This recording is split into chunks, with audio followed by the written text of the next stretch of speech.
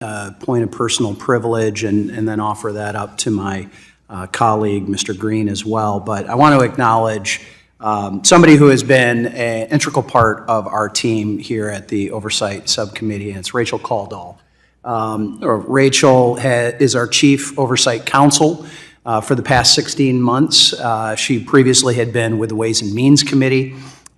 She's going to some other place a little north of us. I hear it's on a campus, some other building over there where they might do some important stuff too, called the Senate. And she is going to be going over the Senate Banking Committee.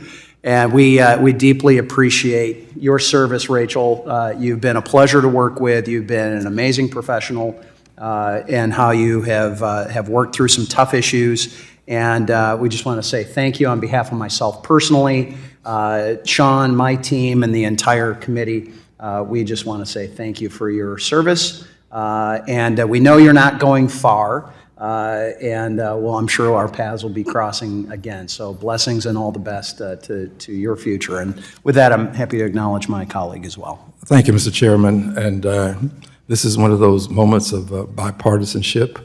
I'm honored to acknowledge the outstanding work and would wish her well as well. So thank you, Rachel, for your service. And as a former staffer, I know you're only as good as the people you surround yourself with, and she's been excellent. So thank you again.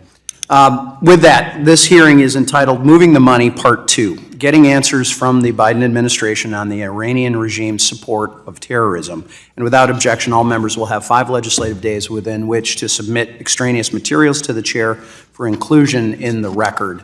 I now recognize myself for 5 minutes to give an opening statement. So Assistant Secretary Rosenberg, Deputy Special Envoy Paley, thank you for appearing before our subcommittee this morning. Your testimony is significant to this subcommittee and continues to investigate how the Iranian regime accesses money around the world due to relaxed sanction enforcement and waivers. So additionally, we hope that you can shed light on why a new waiver was necessary for the Iraqi electricity sales and how the Biden administration monitors compliance of sanctions around the world. And as I said during our last hearing, I don't believe this topic should be partisan. However, I do believe in accountability. It is vital that our oversight work is informed with the collaboration and testimony directly from agencies in an open and transparent setting, not behind closed doors. So again, thank you for your willingness to be here today.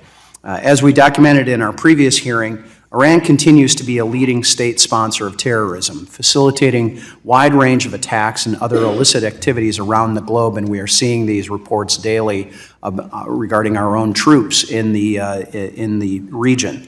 October's attack on our ally Israel is a stark reminder that in order to prevent further atrocities, we must increase, not relax, pressure on the Iranian regime. Iran sanctions have been a significant component of U.S. policy since Iran's 1979 Islamic Revolution, and history tells us that they work. For example, the previous administration's maximum pressure campaign cut oil exports from Iran, significantly reducing Tehran's ability to fund attacks during against Americans and our allies. In contrast, the current administration has adopted a different strategy. This past September, as part of a deal with the Iranian regime to get American hostages, President Biden waived U.S. sanctions to allow for the transfer of $6 billion of Iranian funds from accounts in South Korea to Qatar. While the funds were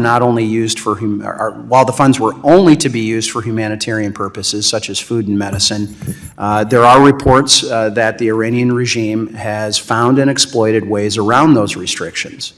Regardless of what the restrictions are placed on these transferred funds, Iranian officials themselves have signaled that this money is fungible, which is confirmed by the Iranian's president, Ibrahim Raisi, who stated, quote, "This money belongs to the Iranian people, the Iranian government, so the Islamic Republic of Iran will decide what to do with this money," close quote. Believing that the money will go to benefit Iranian citizens may be a bit naive. The White House and my colleagues on the other side of the aisle may attempt to dismiss the significance of these waivers, assuring us that Iran will not gain access to these transferred funds. The reality is they likely will at some point if they haven't already.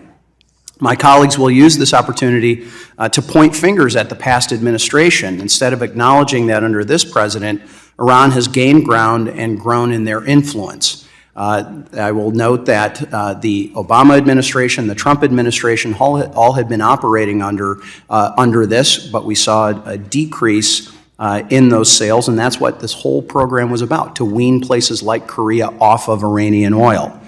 The American people expect their representatives in Washington to stand up to those who wish us harm.